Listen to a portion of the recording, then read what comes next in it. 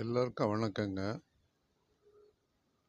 நான் இன்னைக்கு என்ன பேசலாம் அப்படின்னு இருக்கிறேன்னா, ஆம்பளையோ பொம்பளையோ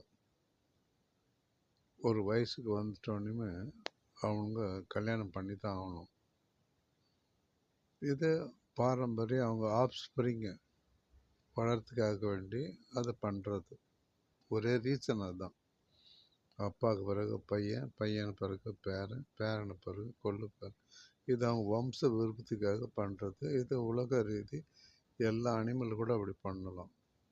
ஆனால் நான் என்ன சொல்ல வரேன்னா, கல்யாணம் பண்ணுறதுக்கு முன்னாடி டிஸ்கவரி சேனலில் அனிமலுக்கெல்லாம் அப்படிலாம் மாப்பிள்ளை பொண்ணெல்லாம் பார்க்கல. இங்கே சம்பிரதாயம் இருக்கிறதுனால, அதனால் வீணாக மனஸ்தாபம் நிறைய வர்றதுனால, கல்யாணம் பண்ணுறதுக்கு முன்னாடி நீங்கள் இதெல்லாம் யோசித்தா நல்லது அப்படின்னு நான் ஃபீல் பண்ணுறேன். நம்பர் 1, லேடிஸு குழந்த இருக்காங்கன்னு வச்சுங்களேன், அவங்க எப்போவுமே ஈகோவிலே தான் இருப்பாங்க. யாருக்கூடயும் பேச மாட்டாங்க, அண்ணன்ல சரியாக பேச மாட்டாங்க, தங்கச்சாண்ட சரியாக பேச மாட்டாங்க, வெட்கப்படுவாங்க, அது படுவாங்க. அது ஈகோலேயே காலம் போயிடும். அந்த பொண்ணுனா வந்துட்டு எப்போவுமே ஈகோவே இருக்கக்கூடாது. ஆம்பளைக்கு ஈக்குவலாக அவன் எப்படி பண்ணுறானோ அதெல்லாம் இவங்களும் பண்ண கற்றுக்கணும். அது அப்பா அம்மாவும் அவங்கள ஃப்ரீயாக விடணும். நம்ம அப்பா அம்மா அப்படி இல்லை. பக்கத்து வீட்டுக்காரர் பேசுனா ஒரு சந்தேகம், தனியாக ட்ரெஸ் பண்ணின்னு போனால் சந்தேகம், வீட்டில் எங்கன்னா ஒரு எஜுகே இது போய் படிக்க போகிறோன்னா அதுக்கு ஒரு சந்தேகம். எல்லாத்தையும் பண்ணி பண்ணி நம்ம ஒரு ஸ்டார்டிங்லேயே நம்மளை நம்மளோட வீரத்தை குழந்தையிலே கிள்ளி வச்சுருவோம். ஸோ அதிலலாம் இருந்து நான் என்ன சொல்ல வரேன்னா, அதெல்லாம் இருந்து நீங்கள் தான் come up, you have to come up. when the parents there, they have to say their own language and their own method. But நம்ம அந்த ஈகோவிலேருந்து வெளியே வர்றதுக்கு ட்ரை பண்ணி கற்றுக்கணும். அப்போ அது ஆட்டுக்குட்டியாகுது. நம்ம தான். அதை பாருங்கள், அந்த பறவைகள் அவை விதைப்பது இல்லை, அறுப்பது இல்லை. அவங்க தனியாக போயிட்டு இது போகிற இல்லையா? அது மாதிரி அந்த ஈகோவை ஃபஸ்ட்டு விட்டுடுங்க. ஈக்குவலாக பேசுங்க, அன்பாக பேசுங்க, ஆக்கபூர்வமாக பேசுங்க, அறிவாக பேசுங்க, சிரிச்சினே பேசுங்க, சிந்தனையோடு பேசுங்க. எப்போவுமே உங்கள் மனசில் இருக்கிற கோபத்தை வெளியே காமிக்கங்க. நீங்கள் கல்யாணம் பண்ணுறதுக்கு முன்னாடி இதை ட்ரைனிங் எடுக்கணும். ஒரு சைக்கலாஜிக்கல் ட்ரைனிங் இது பேர். எடுத்துட்டிங்கன்னா ஓகே, ரைட். ரெண்டாவது நான் என்ன சொல்கிறேன்னா, இப்போ உங்கள் அப்பாவுக்கு நீங்கள் பிறக்கணுன்றது ஒரு கட்டளை. அப்புறம் உங்களுக்கு இந்த மாப்பிள்ளை கிடைக்க போகுதுன்னு ஒரு கட்டளை. உங்களுக்கு இத்தனாந்தேதி தான் கல்யாணம் ஆகணும் கட்டளை. இது உங்களுக்கு குழந்த பிறக்காதா பிறக்காதான்றது கட்டளை. அப்படியே குழந்த பிறந்தாலும் சிசேரியன் பிறக்க போதும், இல்லை நார்மலாக பிறக்காதான் அதுவும் கட்டளை. அப்படியே குழந்த பிறந்து பெருசாக நீங்கள் உருகி உருகி கவனிச்சா கூட கடைசியில் கல்யாணத்தை ஆயிடம் வரைக்கும் உங்களை ஓரங்கட்டி வீட்டுக்கு போகணுன்னு ஒரு சிந்தனை. கடைசியில் நீங்கள் அனாதையாக புருஷன் செத்துட்ட பிறகு அனாதையாக நம்ம சாகிறது இதுவும் இயற்கை. இப்போ நான் என்ன சொல்ல வரேன்னா, உலகத்தில் நீங்கள் பிறறதுக்கு முன்னாடியே உங்கள் தலையில் எழுதியிருப்போம், இதுதான் நடக்கும், இது நடக்காது. இதுதான் இயற்கை. அதை நீங்கள் நல்லா புரிஞ்சுக்கணும். ரெண்டாவது ஃபஸ்ட்டு கவுன்சிலிங் படிங்க. ரெண்டாவது என்ன பண்ணுவாங்க, நீங்கள் என்ன தான் பண்ணாலும் தலை கீழே நல்லா நடக்கிறது நடக்கும். அதை சும்மாலாம் மாற்றிடலாம் கொள்ளலாம் அப்படிலாம் இல்லை. இந்த உலகம் எப்போ பிறந்ததோ அப்போதுலேருந்து எல்லாம் இப்படி தான் இருக்கும். இல்லாத சிலது இயற்கையெல்லாம் உங்களால் மாற்ற முடியாது, மார்க்க ட்ரை பண்ணவும் முடியாது. அது சுத்த வேஸ்ட்டு. அதனால் எல்லாம் ஃபிக்ஸடுனால எதை பற்றியும் நீங்கள் கவலைப்பட வேணும். அம்மா எப்போ மண்டையை போட போகிறாலும் போட்டுருவாங்க, அப்பா எப்போ போக போகிறாலும் போட்டுருவாங்க, எவன் எப்போ போகிறானோ போடுவாங்க. அதெல்லாம் நீ போய் தடுக்க முடியாது. அதே மாதிரி உனக்கு என்ன நடக்குமோ அது நடக்கும். அப்போ நான் சொல்ல வரேன்னா, நீ ஆம்பளைத்தனம் மாதிரி ஒன்றா வரைக்கும் நீ பார்த்துக்கணும். ஊர் உலகத்தெல்லாம் பார்க்க மேலே இருக்கிறவன் பார்த்துக்குவான், இல்லை அவங்களே பார்த்துக்குவாங்க. நீ போய் அவங்கள மாற்ற நினச்சா அவங்கள உன்னை திட்ட ஆரம்பிச்சிடுவாங்க.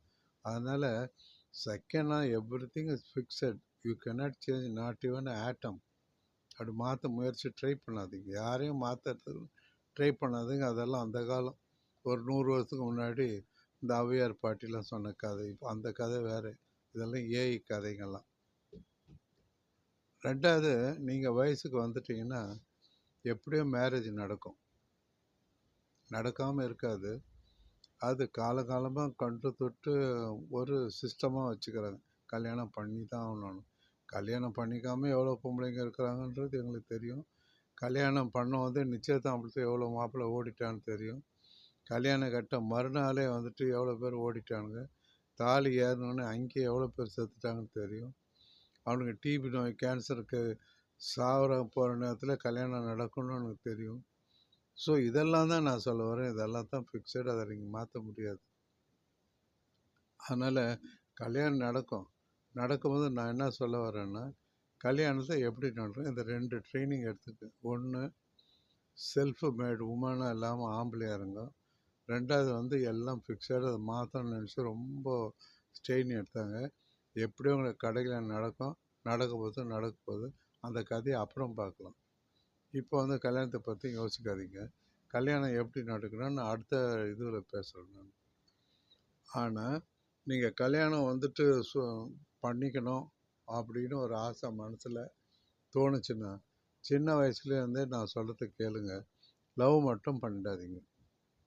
லவ் பண்ணுறதுன்னா ஒரு பெரிய ஒரு கூட்ஸ் வண்டி மேலே ஏறின்னு போய் அப்படியே உட்காந்து மேலே போய் ஏறுற மாதிரி. அவன் ஒரு ஜாதி பையனாக இருக்கலாம், இன்னொரு ஜாதி பையனாக இருப்பான். அவன் ஈகோ ஹார்மோனில் இருக்க வரைக்கும் அப்படியே ஹார்மோன் வரும், கொட்டும் போது அவனை நான் இல்லாமல் நான் இல்லை, அவன் இல்லாமல் நான் இல்லை, இந்த மாதிரி இதெல்லாம் நடக்கும் இந்த காதலில். அப்புறம் எல்லாம் கல்யாணம் கட்டி பிடிச்சி எல்லாத்தையும் குழந்தைங்க 2 கொடுத்தவனையும் அவங்க அம்மா வீட்டுக்கு அவன் போயிடுவான், நீ உங்கள் அம்மா வீட்டுக்கு போயிடணும். கடைசி வரைக்கும் உயிரெல்லாம் விட மாட்டானுங்க. காதலிச்சு அவனும் கடைசி வரைக்கும் வாழ்ந்ததாக சரித்திரமே இல்லை. சும்மா வரோம், எமாச்சுவேஷனில் வரோம், நிற்குவோம், பண்ணுவோம், போயிடுவோம், சொல்லிவிடுவோம். இது ஒன்று. அப்படியே நீங்கள் காதல் பண்ணாலும் கல்யாணம் மாப்பிள்ளை போயிட்டு அப்படியே ரொம்ப அரிச்சந்திர மாதிரி, அத்தான் நான் இப்போ ஸ்கூலில் படிக்கும்போது ஒரு பையனை லவ் பண்ணேன், எல்லாம் என்கிட்ட சொல்லி விட்டானுங்க. நாங்கள் காலேஜில் ஒரு பையனை லவ் பண்ணேன், கல்யாணம் பண்ணதில் பிரிஞ்சிடுச்சு, எனக்கு டைவர்ஸ் ஆகிடுச்சு. இதெல்லாம் ஒரு வெங்காயமாக வேணும். எதையும் அவனோட சொல்லக்கூடாது. ஃபஸ்ட்டு லவ் பண்ணக்கூடாது. அப்படியே எதனா இயற்கை பிரபஞ்சம் எதனா பண்ணிச்சா கூட அதை உட்காந்து அவனோட போய் டீட்டெயில் போட்டு பிரித்து சொல்லி உங்கள் தியாகத்தை வெளிப்படுத்தக்கூடாது. இது நீங்களே ஒரு பள்ளம் தோண்டி அதை படுத்துட்டு மேலே போட்டு மண்ணை போடுறா அப்படின்றது இருக்குது. சரி, இந்த 3லேருந்து நீங்கள் எஸ்கேப் ஆகணும். கல்யாணமும் ஃபிக்ஸடு. 2வது பொருள் ஒரு ஆம்பளை மாதிரி இருக்கும் சொல்கிறீங்க. அப்புறம் அப்பா அம்மாவுக்கு தொந்தரவும் கொடுக்கக்கூடாது. அப்போ நான் என்ன தான் பண்ணணும், லவ்வும் பண்ணணுன்றீங்க. என்ன தான் பண்ணணும், ஃபஸ்ட்டு ஒரு வேலையை தேடிக்கோ. உனக்கு என்ன வேலை தெரியுமோ ஏதோ ஒரு வேலை.